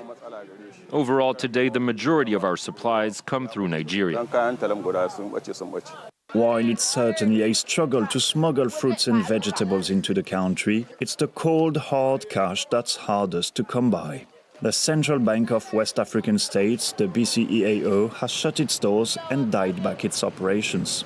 In response, Niger's military authorities are hoping a cashless revolution can compensate for the lack of banknotes. Thousands of digital payment terminals have been handed out to businesses. We've been using the machine in our shop for about 3 weeks now. It's very useful. Given the situation in Niamey, it's tough to move around with cash. It makes everything easier. It's really going to become widespread. But step by step, since people are not used to it. With time, though, people will adopt it. But in a country where internet penetration is currently under 23%, many don't have the option of making the switch to cashless transactions. These are urban solutions, but in my opinion, they won't be effective in rural areas. This embargo has led to noticeable inflation. Commodities are not only hard to come by, but also it's the prices. A few traders managed to bring their goods into Niger through Burkina's border, but we notice a surge in the prices of these products. Even if some Nigerians have managed to navigate the latest economic challenges, the most vulnerable are being hit hardest by the shortages caused by ECOWAS's sanctions. The governments asked West Africa's regional court to order the lifting of the penalties. The hearings have adjourned until December the 7th. It's a highly prized ingredient in Asian cuisine, but it's also a source of economic unrest for fishermen on the south coast of South Africa. The abalone, with a pearly shell, used to be abundant, but now, after decades of overfishing and growing demand for the animal, there has been a surge in poaching in the region. Barely 30 years ago, it was an emblem of South African marine life. Today, the abalone, or perlemoen, is an endangered species. In the fishing village of Houston, the disappearance of the sea creature is making itself felt. Once abundant, the mollusk has drawn the envy of poachers who have taken almost everything. Meanwhile, the fishermen have seen their activities drop drastically, forcing some to re-evaluate their options. There's no other work in Houston. I would also take the wetsuit and go dive because I've got a family to feed. Because it's an easy way in poaching. It's all about putting bread on the table. Initially, the South African government completely banned abalone fishing. Today, strict quotas allow fisher and other small operators to harvest 120 kilograms a year for an annual total of 100 metric tons.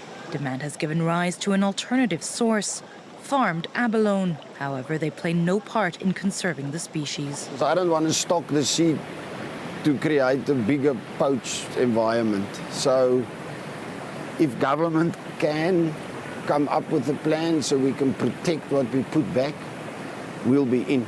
We'll give the abalone for free.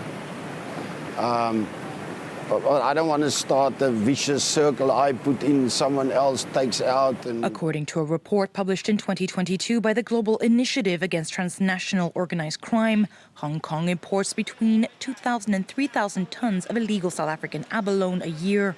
Some of this is shipped to other markets in China, Japan, and Taiwan. This illegal trade to Hong Kong generated more than $1 billion between 2000 and 2016, a figure that continues to grow.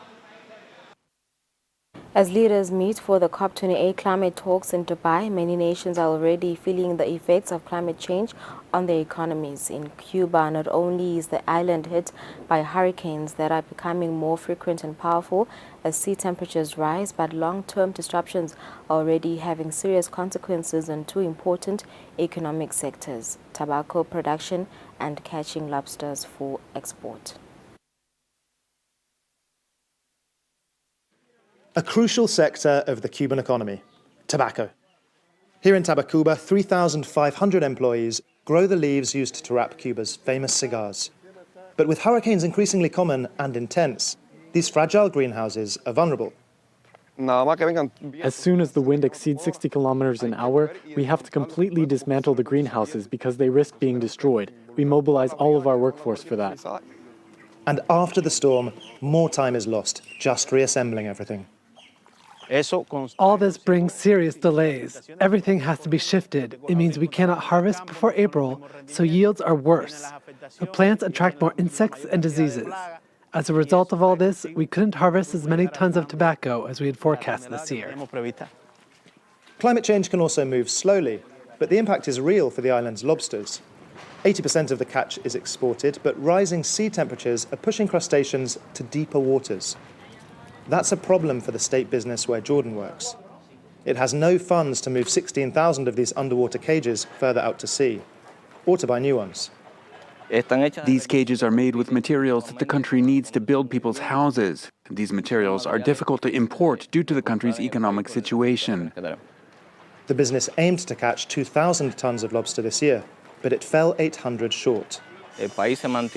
Now the temperatures are summery almost all year round. This affects what we call the larva release stage, when the water is a bit cooler around October and November, when the lobsters are in better conditions to reproduce. The government also lacks the funds to implement large-scale environmental policies, even though global warming already has a visible impact on the entire island. One of the biggest problems for Cuba in the short term is rising water levels. I'm not talking about flooding brought on by hurricanes, but about a permanent rise in sea levels, which are estimated to increase 29 centimeters by 2050. Rising sea levels mean hundreds of square kilometers of land will be lost, and salt levels will increase in fresh water supplies, a danger to islanders' access to drinking water.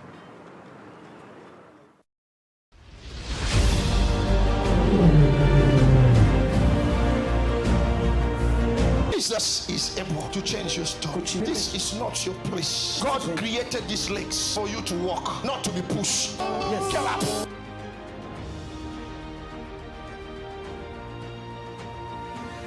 Eswatini, this is your time, and don't miss these events. This is going to be a miraculous service. The all night on Friday is going to be Friday of miracle raining. Prophetic healing bed is coming. Saturday is going to be powerful. Sunday is going to be powerful.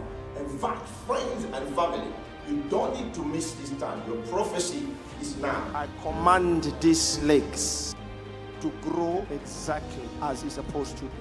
Come, walk. Don't miss this event. See you at the Mavusu Trade Center. Shalom.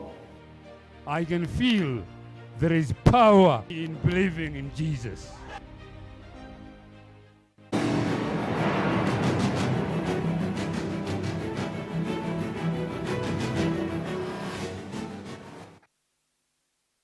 In our sports news, Manzini Wanderers head of governors Bongani Mdluli says the club has started looking at ways of addressing the serious financial crisis that has affected the team and ended up affecting the club's performance. Mdluli says it takes around 250,000 Malengeni monthly to run a club like Manzini Wanderers.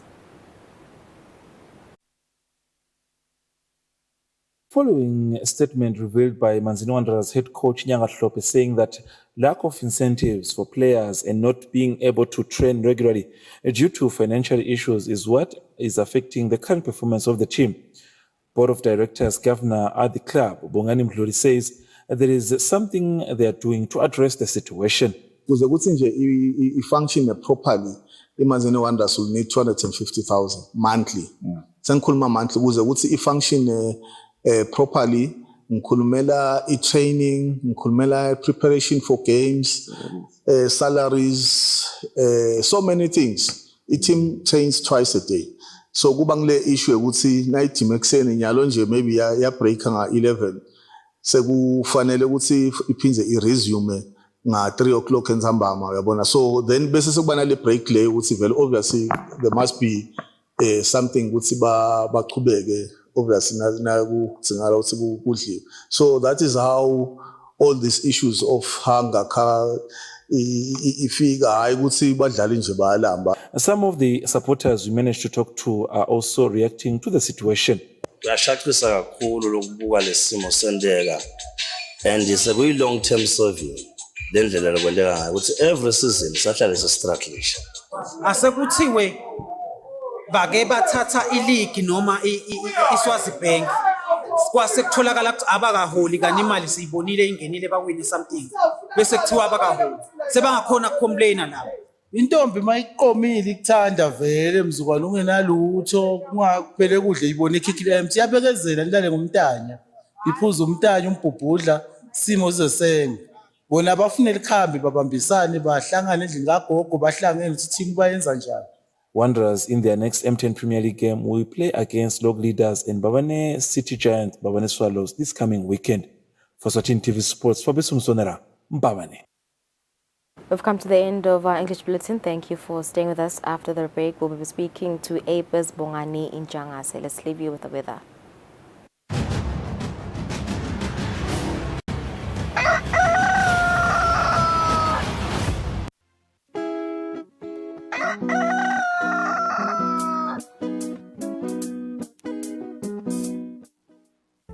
Hello and welcome to Eswatini TV and to a brand new talk show called A Cuppa with Nomgebo. And I do what I have to do because I know where I'm going. All 5 of my mothers have inspired me. So the addiction didn't happen then. It happened again another 8 years later. But that's where it started. Choices I made at the time were not the best choices for myself. I understand how a person can lose their mind in terms of life experiences. That's what it looks like, and I like that.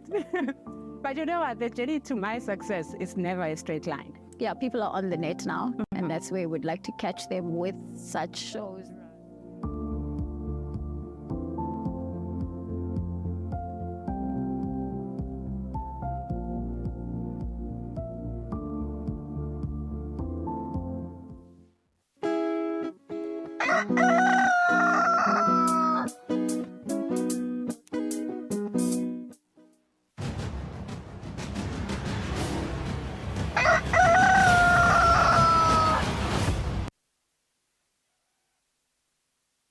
Right, it's 36 minutes after 7. Welcome back now with the aim to honor the outstanding performance and noteworthy efforts of local exporters in overcoming market entry barriers and achieving successful and consistent trade. The Eswatini Investment Promotion Authority will have the Eswatini Exporters Awards of 2023 on the 14th of December 2023. Now they released a press statement leya highlight against ukuthi lama awards lawa atawukavarisha tekuthengiselana ngephandle kwakuleli between April 2022 kutake enyangeni ya March eminyaka wa 2023. Sorry. Now the export activity will be awarded refers to all products exported from Eswatini to any market across the world. Let's welcome Bongani Njangase. He is the External Trade Manager at Eswatini Investment Promotion Authority. He joins us now to highlight maybe the key role that export trade plays in the country's economic development. Mr. Njangase, thank you so much for joining us this morning. Sibuka na indzaba lenkulu kakhulu naye ngithi indzaba lenkulu ngoba masibuka tiluba letibe tinkhomba esibayeni the People's Parliament lethiwe nje kutawufukulwa umnotfo elivela kangwane kufuna ukuthi letinfo leti tibe ma priority tekuthengiselana kuthiwa tihambe embili indvuna elitiko laka commerce manqoba khumalo uphindze wa highlight indzaba kwekuthi sathi nasithi sifuna ku recover emkhuhlaneni COVID-19 kwathiwa livela kaNgwane kufuna libe export led economy.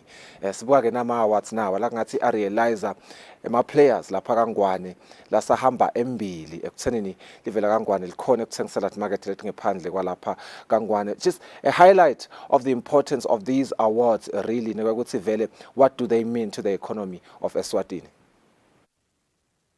Thank you. Good morning to the viewers and listeners and everyone. Siyabonga. I think what is important for us to understand with the Exporters Awards, mainly just two things that I will highlight. One is we are encouraging the Tingapane Temaswat local companies to venture into export markets. As a country, we have access to different parts of the world in terms of markets where we can sell our products. And it's where we can get preferential treatment in terms of customs duties and processes and procedures when we're exporting into those countries. In some parts of the world, the gains free access, duty-free access. So these awards are then saying to the local companies, you have an opportunity to export, you have an opportunity to sell across the world. If I may indicate, just letting Europe, for example, we've got an EU SADC EPA economic agreement, partnership agreement.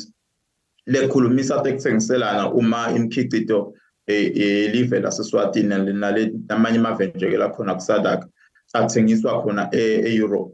Bese ke lama awards asathi ke Tingapane Temaswati nali lethuba likhona tentativekile yini lesingakuhambisa sikuthengisele ngeshare futhi ke asesesibone si acknowledge futhi sikhuthade naleyo mizamo yalabo labazamile ukuthi cha bani usebenzile.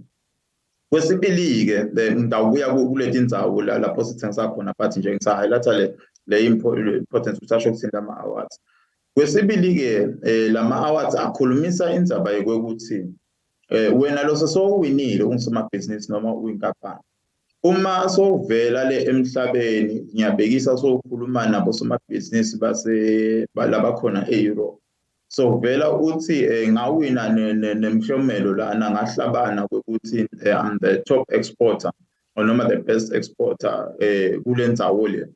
So uthi kulaba lobathengisela noma ke lama clients akho sekuveta lenzaba ukuthi shothi umuntu noma uyinkampani lethembekako umuntu lo uyatiko lendolo yendabo naku vele live lonke laseSwatini recognize la kuphakamisa lathi wena you are the top exporter or best exporter.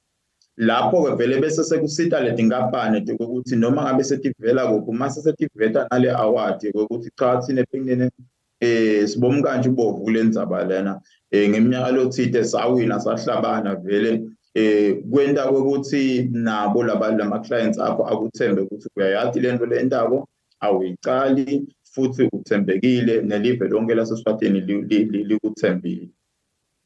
Bengibuka nje kule poster Mr. Njangase, it's about 9 categories sitawungena kuwo encenye siwahlatiye kancane because there's one particular one that drew my interest. But before maybe singene lapho engabe ungasichazela kabandi eligibility criteria yalabo labangangenele ama nominations?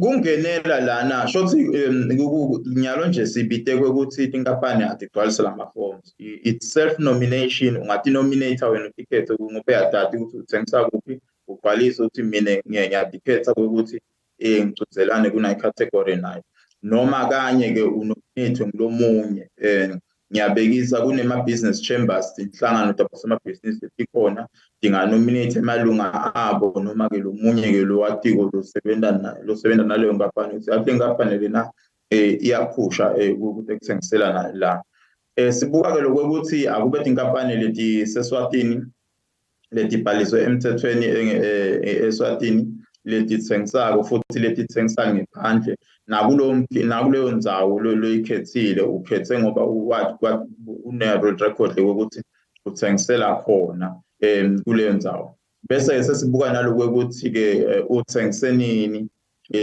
akhanzakala ukuthi in the last 12 months umnyaka wethu sibale April 22 to March 2023 sathi nje singabekisa kusungumnyaka lo but nje esikhathini lesingangeminyaka kuya emuva kubonakala ukuthi uthengisile ungabi ukuthi wake wathengisa noma ke usatawuthengisa kisho nje ngathi ngiletho dingoni leti hamba embili lo lokunye ke sesiyakubuka kuma sesesijaja ke sethishiyana ngemjefezo ukuthi lo munye uthengisa kanganani uthengisa kangakhi ngenyanga noma kangakhi ngeminyaka imisebenzi emathuba emisebenzi lawavulile eveni inganani kubukane ukuthi imali lebuya ko eveni inganani iforex from lokuthengiselana kwakhe sibuka ngoba siyathi kusima kubuya le mali eveni nelive liyazuza nemthelo eveni kuyenyuka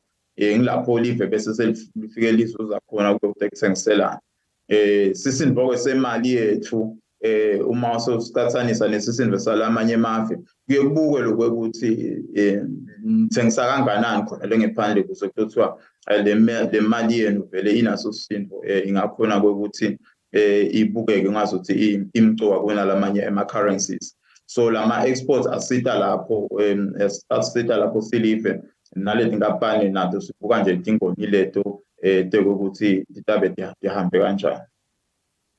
Ngibuka ke nathi timakethe noma ngithi nema agreements nje la khona leni wafakelelana kulama award categories laba khona ke ku trader kuwo labo laba exportako.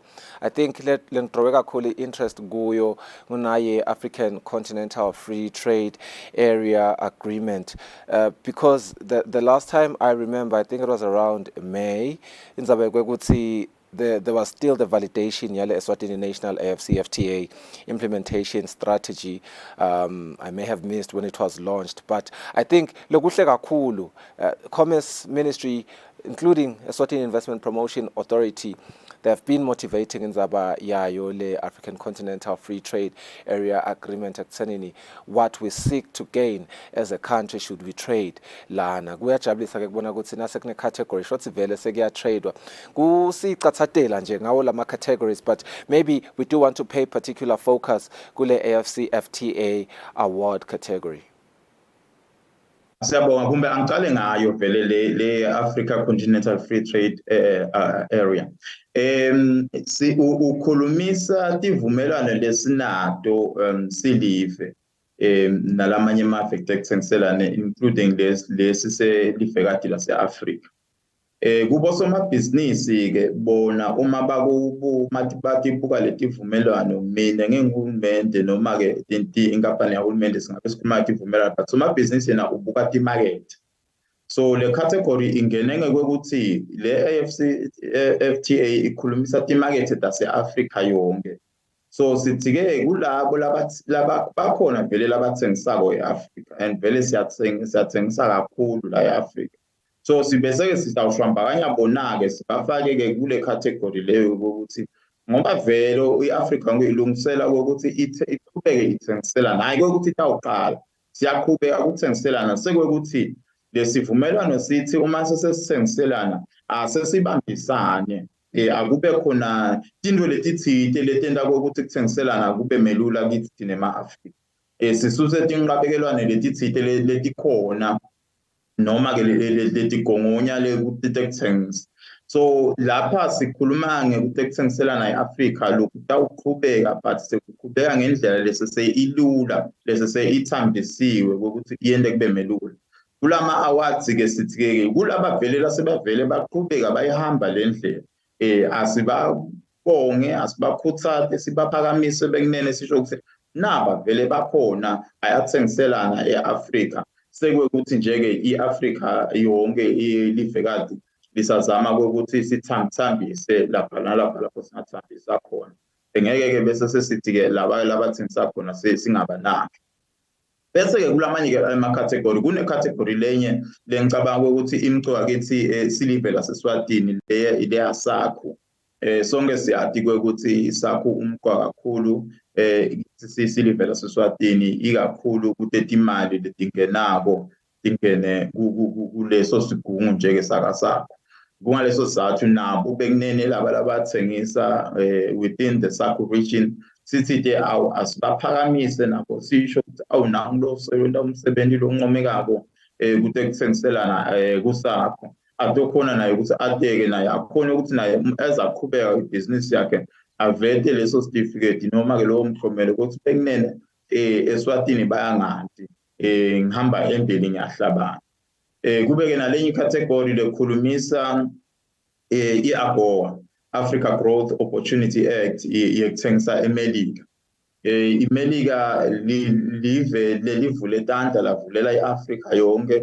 yasivulela nanathi simaswati ukuthi asithengise yasho ukuthi masithengisa khona itawusiphatha ngetandla letifuthumele kunetingoni ke leti tsite tekuthengiselana lapho sithengisa khona but ungathola ukuthi lokunye kuyasala sithi ke silive noma ke inkampani yaka IPA nje ke lesebenzela uhulumende asikhuthade letinkampani leti tithengisa khona naleto leti ngakaqali lokusho ukuthi cha phela neAGOA ikhona bekunene naba nje labahamba embili khona bayathengisa niyababona naba sebathengisa lokungaka sitawukhona nalokukhona lokuthi si indicate lapho kushoda khona ukuthi awubengene ngalana sesengaqala ukuthengiselana sekukhuthatha nje ke labo abasengakaqali ukuthi phela iMelika itivulile tani kube ke nalena yase Europe ngayiveta ecaleni ye-EU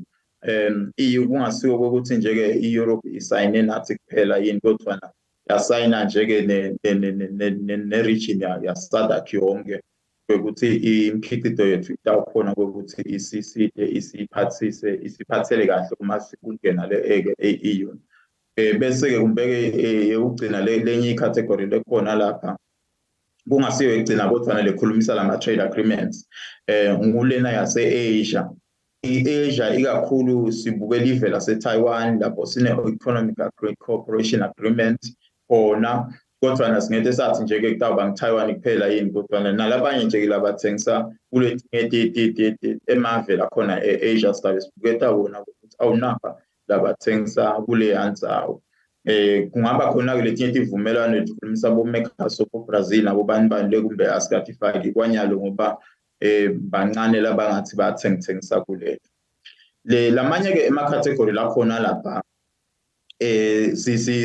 nathi sihamba kule agenda yamhlabuhlangene yokuthi asikhuthade bantu labasha ukuthi bangene kubhizinisi sikhuthade futhi sisekele nabomake ukuthi bangene emabhizinisini ngakho kune category lekhulumisa bantu labasha laba kubhizinisi young entrepreneurs ukuthi ngibani lokhona longenile laba athole ukuthi baholi baleyo ngaphane bangephansi kweminyaka le35 35 years and below who are already exporting. We need to recognize these young people who are making such a huge contributions to the economy of the country, as well as the young women in general.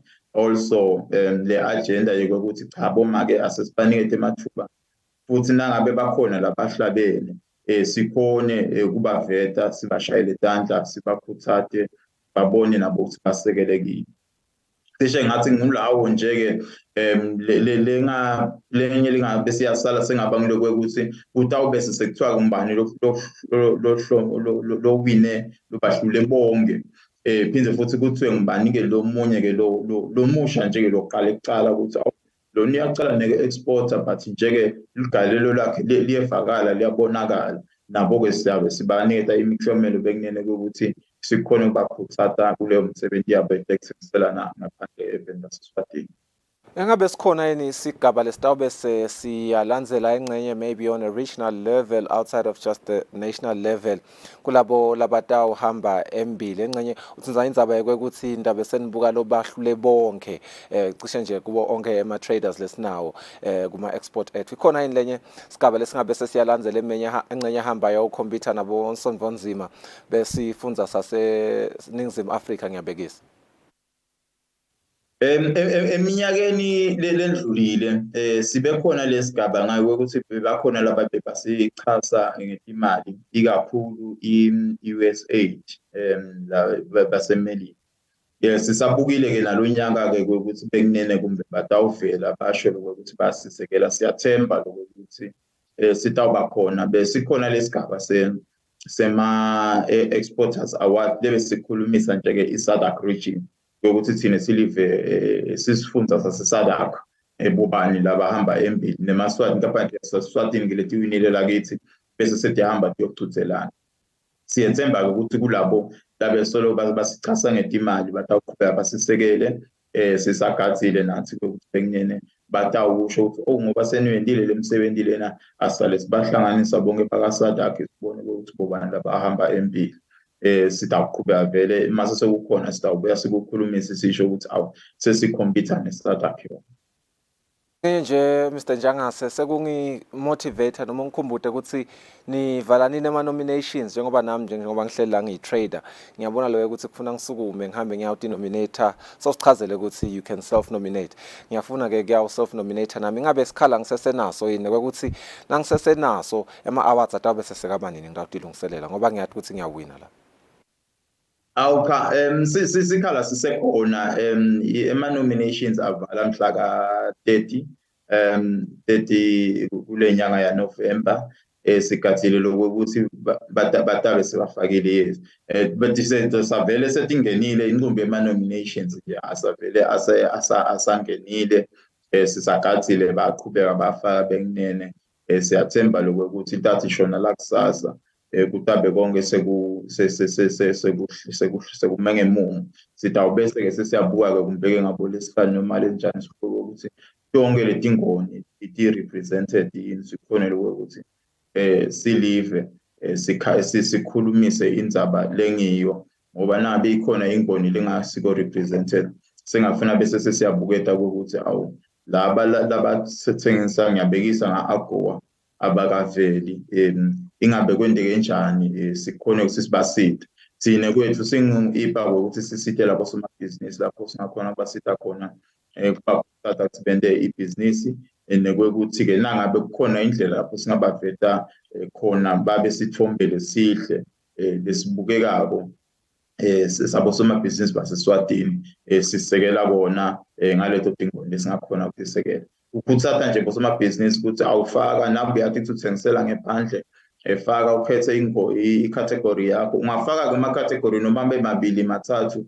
udinga nalapho kutabe kukhomba kona ukuthi uyasebenza lokwenene naseMelika uyathengisa nase-India uyathengisa nase-Taiwan uyathengisa nase-Europe so uyathola ukuthi mase sesibuka ukuthi ngibani lo hlabene kunabo bonke sesiyawulo sicha yabona lo mthengisa mbamba ke lona phela ngoba naseNingizimu Afrika uyathengisa nakuphi ngitho khona into lesibukeka kulokunye sibuka nalamathuba emisebenzi ukuthi awu eMaswati laqashiwe noma ke lathola imisebenzi ngalo kuthengisa kwakho labanye ba permanent labanye ba seasonal ekubangeta ikhathi lethithile kumbe kuyavunwa but siyabuka konke lokho ukuthi ngoba iSwati solo liyakhona ukuthi lithola licosha lokuya ethunjini ngalawo mathuba lezilavela yeah anini ke phema awards Mr Njangase nje kusichazela nawe ukuthi atawubanjelwa kuphi ama-awards sibuke ukuthi ataba mhla ka-14 December lapha ezulwini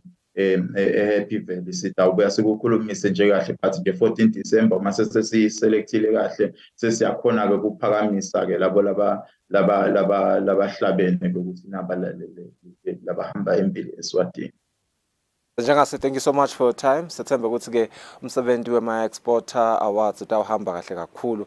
Bongosi kusele nje lusuku lunye kutheni kuvaleke ama-nominations ukuthi ungenele nange umchuthelwano noma ngithi nje nange ama-awards latawuba khona emalangeni la15 kusele 15 days kuphela ukuthi salo-ke ucala lo msebenzi lomuhle nakangaka lokukhulu lokuthokotisako kubuka lama-categories bantu labasha siyababona ukuthi nanabo batawuba motivated ba-acknowledgwe kulama awards top female exporter nayo utawu-acknowledgwa sibuka-ke naledi market nema-agreements lakhona lesikhona kuthengiselana ke nalamanye emave kuwo silive lakangwane nangemambala utawuba ngumsebenzi lomkhulu nalomcoka kakhulu sethemba nje ukuthi utawuba yi-success ake sibahloleti market sitawubuya sivala ihlelo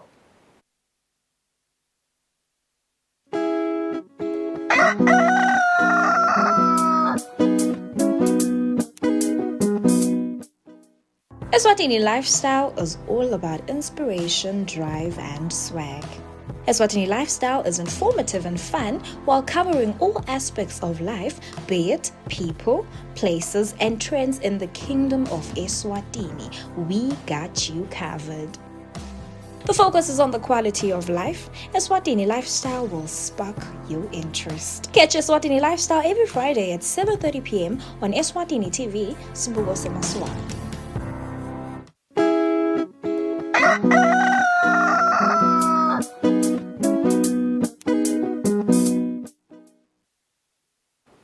All right, it's 2 minutes before 8 o'clock. We've come to the end of our show today. Thank you for joining us.